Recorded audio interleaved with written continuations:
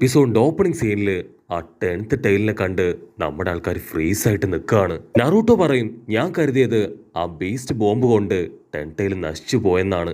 മാത്രമല്ല ആ 10 ടൈലിനെ കുറച്ചു നേരത്തേക്ക് നമുക്ക് സെൻസ് ചെയ്യാനും കഴിഞ്ഞിരുന്നില്ല. പക്ഷെ ശരിക്കും എനിക്കിതിനെ കണ്ട് പേടിയാവുന്നു പറഞ്ഞ് ആ 10 ടൈലിനെ കാണിക്കും.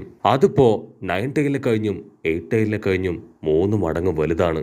മാധുരയും ഒബീട്ടോയും അവർ രണ്ടുപേരും ആ 10 ടൈലിന്റെ ദേഹത്ത് കയറി അങ്ങനെ ഇരിക്കും. അപ്പോഴായിരിക്കും 9 ടൈൽ പറയാ, ഈ 10 ടൈലിന് നേച്ചർ എനർജിയാണ്, ഇതിന് ഇമോഷണൽ ഫീലിങ്സ് അങ്ങനെയൊന്നില്ല, ഇത് ഭയങ്കര ഡേഞ്ചറാണ്.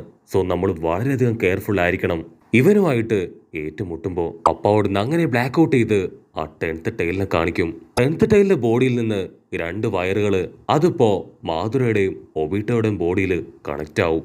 ഒബീട്ടോ കൺഫ്യൂസ്ഡ് ആയിട്ട് ഇപ്പൊ മാധുരയോട് ചോദിക്കും, നീ ഈ 10 ടൈലിന്റെ പവർ അത് മെഷർ ചെയ്യാൻ പോവാണോ?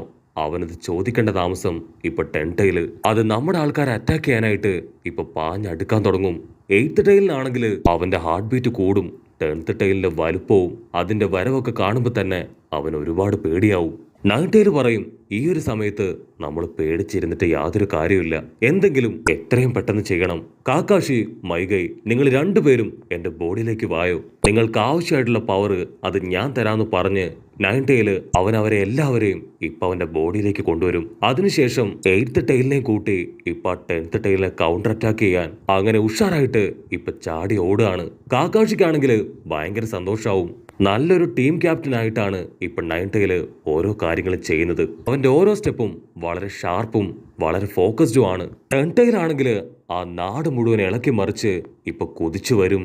അടുത്ത സെക്കൻഡ് 9 ടൈല് അതിനെ അറ്റാക്ക് ചെയ്യാനായിട്ട് അവന്റെ തൊട്ടടുത്തേക്ക് എടുത്തു ചാടും. പക്ഷെ അപ്പോഴേക്കും 10 ടൈല് അവൻ ക്യാഷ്വലായി 9 ടൈലിനെ തട്ടി അങ്ങോട്ട് തെറിപ്പിക്കും. 8th ടൈലിന് പിടികിട്ടും അവനെ ഡയറക്റ്റ് അറ്റാക്ക് ചെയ്യാനായിട്ട് കഴിയില്ല. സോ 8th ടൈലും 9th ടൈലും അവർ രണ്ടുപേരും ചേർന്ന് വീണ്ടും ആ ഒരു ബീസ്റ്റ് ബോംബ് അത് ക്രിയേറ്റ് ചെയ്യാനായിട്ട് ആരംഭിക്കും. അത് കണ്ട 10 ടൈല് അതിപ്പോ സിമ്പിൾ ആയിട്ട് അതിന്റെ ബീസ്റ്റ് ബോംബ് ക്രിയേറ്റ് ചെയ്യും.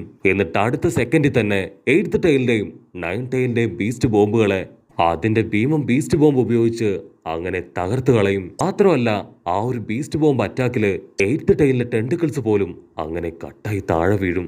അത് കണ്ട 9 ടൈല് ഇപ്പൊ കാക്കാഷിയെയും നറൂട്ടോയും അവർ രണ്ടുപേരെയും ആ 10 ടൈലിന് നേരെ വലിച്ചെറിയും.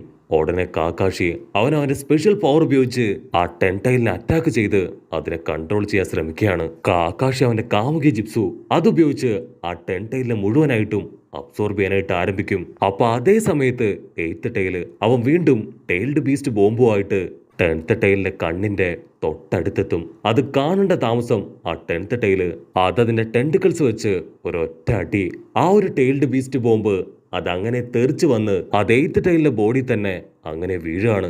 8 ടൈലാണെങ്കിൽ ആ ഒരു ഇടികെട്ടി ഇപ്പൊ തെറിച്ചു വരും. കാക്കാഷിക്കും നറൂട്ടോയ്ക്കും നേരെയായിരിക്കും 8 ടൈൽ പറന്നു വരിക. അത് കണ്ട കുട്ടപ്പൻ ഇപ്പൊ കാക്കാഷി മാസ്റ്ററെ അവിടുന്ന് തട്ടി മാറ്റും. ഒബീട്ടോയ്ക്കാണെങ്കിൽ അത് കാണുമ്പോ പഴയ ഓർമ്മ വരും. കാരണം ഇതുപോലെ തന്നെയാണ് ഒബീട്ടോയും പണ്ട് കാക്കാഷിയുടെ ജീവൻ രക്ഷിച്ചത്. ശരിക്കും ഈ നറൂട്ടോ അവൻ എന്നെ പോലെ തന്നെയാണെന്നും പറഞ്ഞ് ഒബീട്ടോ അവനെ തന്നെ നോക്കി നിൽക്കും. മറ്റൊരു ഭാഗത്ത് 9 ടൈല് അതിപ്പോ കാക്കാഷിയെ സേവ് ചെയ്ത് പിടിക്കും. അതിനോടൊപ്പം ആ 10th ടൈലിനെ അതിനെ റെസിസ്റ്റ് ചെയ്ത് പിടിക്കും. ഇവിടെ ആ 8th ടൈല് അത് കുട്ടപ്പനെ വന്ന് ഇടിച്ച് കുട്ടപ്പനും ആ 8th ടൈലും തകർന്ന് തരിപ്പണാവും. പക്ഷെ അത് കുട്ടപ്പനല്ല, അവന്റെ വെറൊരു ക്ലൗണാണ്. അവിടുന്ന് അങ്ങനെ ബ്ലാക്ക് ഔട്ട് ചെയ്താ ഇപ്പൊ നമ്മുടെ ആൾക്കാർ ഓരോരുത്തരായി ആ 9 ടൈൽ പവർ അത് നഷ്ടപ്പെട്ട് ഇപ്പൊ താഴേക്ക് വീഴാൻ തുടങ്ങും. കുട്ടപ്പൻ ചോദിക്കും, കുറാമ എന്തു പറ്റി? അതിന് 9 ടൈൽ പറയും, ഒരുപാട് നേരായി ഞാൻ എന്റെ 9 ടൈൽ പവർ അത് യൂസ് ചെയ്യുന്നു. അളവിൽ കൂടുതൽ പവർ ഉപയോഗിച്ചുകൊണ്ട് തന്നെ എന്റെ കയ്യില് ഇപ്പൊ പവറില്ല.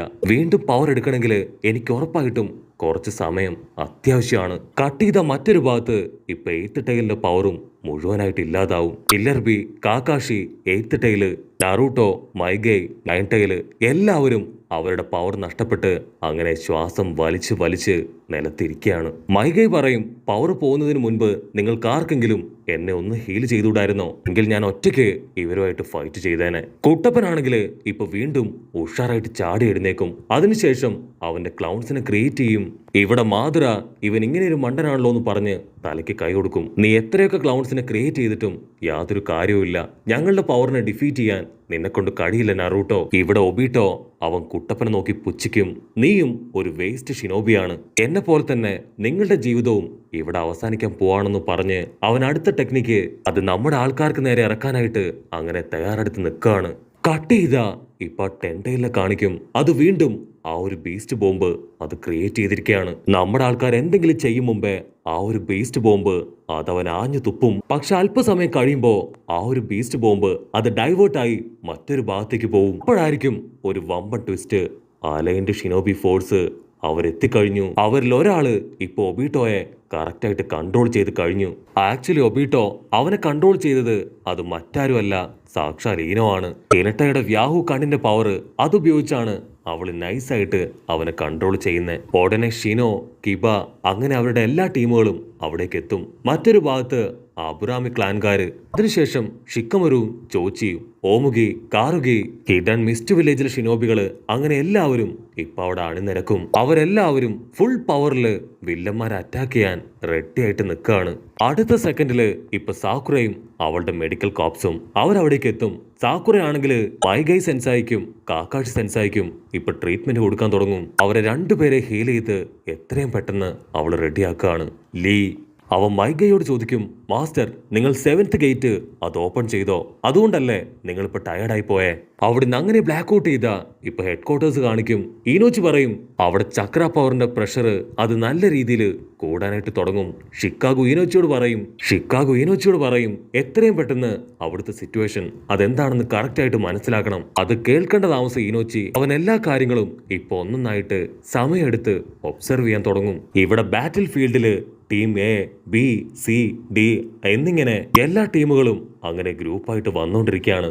പക്ഷെ മാധുരയ്ക്കും ഒബീട്ടോയ്ക്കും അവർക്ക് രണ്ടുപേർക്കും യാതൊരു കൂസലും ഉണ്ടാവില്ല. അവർ 10th ടൈലിനെ ഉപയോഗിച്ച് വലിയൊരു വിൻഡ് അവിടെ അങ്ങനെ ക്രിയേറ്റ് ചെയ്യും. അത് കണ്ട ടെമറിയൻ ടീമും അവര് വെറുതെ ഇരിക്കില്ല. അവളും അവളുടെ ടീമും അവരെല്ലാവരും ചേർന്ന് വിശറി എടുത്ത് ആഞ്ഞു വീശാനായിട്ട് ആരംഭിക്കും. അവരുടെ പവറില് 10th ടൈലിന്റെ വിൻഡ് പവർ അതങ്ങനെ ഇല്ലാതായി മാറും. കുട്ടപ്പൻ അവൻ സ്റ്റൈലായിട്ട് പറയും ഇതാണ് അലൈൻഡ് ഷിനോബി ഫോഴ്സിന്റെ നെഞ്ചിപ്സു പവർ, അതെന്താണെന്ന് നിനക്ക് കാണണ്ടേ? അപ്പൊ ക്യാമറ അങ്ങനെ സൂം ഔട്ട് ചെയ്ത് അവിടെയുള്ള ജനങ്ങളെ കാണിക്കും. ഒരുപാട് ഷിനോബീസ് വില്ലന്മാരെ ലക്ഷ്യമാക്കിയിട്ട് അങ്ങനെ തടിച്ചുകൂടി നിൽക്കുകയാണ്. അതിന് ഒബീട്ടോ ചിരിക്കും. ഒബീട്ടോ പറയും നിങ്ങൾ എന്തൊക്കെ ചെയ്തിട്ടും ഒരു കാര്യവുമില്ല. ജീവൻ വേണമെങ്കിൽ ഇപ്പൊ തന്നെ ഓടി രക്ഷപ്പെട്ടോ. ഇൻഫിനിറ്റി സുക്കിനോമി അത് ഉറപ്പായിട്ടും ഞങ്ങൾ ക്രിയേറ്റ് ചെയ്യും. ഒബീട്ടോയും നറൂട്ടോയും അവർ രണ്ടുപേരും ഇപ്പൊ ഫേസ് ടു ഫേസ് നോക്കി നിൽക്കും.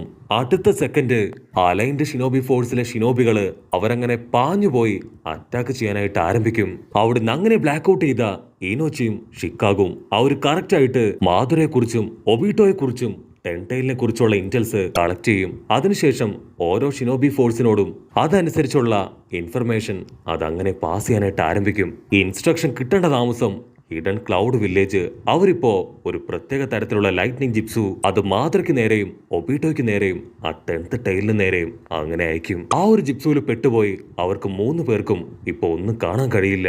അതിനുശേഷം ടെമറിയുടെ ടീം ടെമറിയും അവളുടെ ഫ്രണ്ട്സും ചേർന്ന് വലിയൊരു ചുഴലിക്കാറ്റ് അത് നല്ല ശക്തിയിലും പവറിലും അവർക്ക് നേരെ അങ്ങനെ വീശി അട്ടിപ്പിക്കും. അതിനുശേഷം സ്റ്റോൺ വില്ലേജിലെ ഷിനോബീസ് അവരാണെങ്കിൽ ആ 3 വില്ലന്മാരുള്ള ആ ഒരു ബേസ്മെന്റ് അതങ്ങനെ തകർത്ത് ടെൻടൈലിനെ മുഴുവനായിട്ടും എർത്തിന്റെ അടിയിലേക്ക് കൊണ്ടുപോകും. അതാണെങ്കിൽ കണ്ണടച്ചു പിടിച്ചിരിക്കുകയാണ്. ഒബീട്ടോ പറയും ടെൻടൈലിന്റെ ഒരൊറ്റ അറ്റാക്ക് മതി ഇവരെ മുഴുവൻ നമുക്ക് നശിപ്പിക്കാൻ കഴിയും. പക്ഷെ അത് കണ്ണു തുറക്കുന്നില്ല, അതിപ്പോഴും കണ്ണടച്ചു തന്നെ ഇരിക്കുകയാണ്. കുഴിയിൽ വീണ ആ 10th ടൈല് അതിന്റെ മുകളിലേക്ക് ലാവ സ്റ്റൈൽ ജിപ്സ് ഉപയോഗിച്ച് ആ 10 ടൈലിന്റെ മുകളിൽ മുഴുവനായിട്ടും ഇപ്പൊ ലാവയിട്ട് അങ്ങനെ ഫില്ല് ചെയ്യാണ്. അതിനുശേഷം വാട്ടർ സ്റ്റൈൽ യൂസേഴ്സ് അവർ വാട്ടർ കൂടെ അതിന്റെ കൂടെ മിക്സ് ചെയ്ത് ലാവയും വാട്ടറൊക്കെ ചേർന്ന് അതിപ്പോ ഒരു സിമെന്റ് മിക്സ്ചർ പോലായി തീരും. പിന്നീട് അത് മുഴുവനായിട്ടും ഡയല്യൂട്ട് ചെയ്ത് അവിടെ വെച്ച് തന്നെ ടെൻടൈലിനെ സീൽ ചെയ്യാനായിട്ട് ആരംഭിക്കുകയാണ്. അവസാനമായിട്ട് സറട്ടോബി ക്ലാനിലുള്ള ഷിനോബികള് അവരിപ്പോ ആ ഒരു മിക്സൃതത്തിന്റെ മുകളിലേക്ക് അവരുടെ ഫയർ പവർ അത് ഫുൾ പവറിൽ ആഞ്ഞടിപ്പിക്കും. ആ ഒരു ഫയർ പവറിൽ ഇപ്പൊ ആ ഒരു മിക്സൃതം അത് പെട്ടെന്ന് തന്നെ കട്ട പിടിക്കും. ഇവിടെ മാധുര അവനാണെങ്കിൽ എന്താ ചെയ്യേണ്ടതെന്ന് അറിയില്ല. അലൈൻഡ് ഷിനോബി ഫോഴ്സിന്റെ ടീം വർക്ക് കണ്ട് അവനങ്ങനെ പകച്ചു നിൽക്കുകയാണ്. പക്ഷെ ടെൻടൈലാണെങ്കിൽ ഇപ്പൊ അതിന്റെ മുഴുവൻ പവറും എടുത്ത് ആ ഒരു സീല് അത് തകർക്കാൻ ശ്രമിക്കും. മറ്റൊരു ഭാഗത്ത് ടൈജിപ്സു യൂസേഴ്സ് അവരിപ്പോ മാധുരെ അറ്റാക്ക് ചെയ്യാനായിട്ട് അങ്ങനെ റൗണ്ട് ചെയ്ത് നിൽക്കും. പക്ഷെ ഒബീട്ടോ ആണെങ്കിൽ ഓരോ അറ്റാക്കിൽ നിന്നും രക്ഷപ്പെട്ടുകൊണ്ടേയിരിക്കും. അതിന് ഷിക്കാഗോ പറയും പേടിക്കേണ്ട ആവശ്യമില്ല, അവൻ 5 മിനിറ്റ് മാത്രമേ കണ്ടിന്യൂസ് ആയിട്ട് അവന്റെ പവർ ഉപയോഗിക്കാൻ കഴിയൂ. അത് കഴിഞ്ഞ വളരെ എളുപ്പത്തിൽ നമുക്ക് അവനെയും ലോക്ക് ചെയ്യാനായിട്ട് കഴിയും.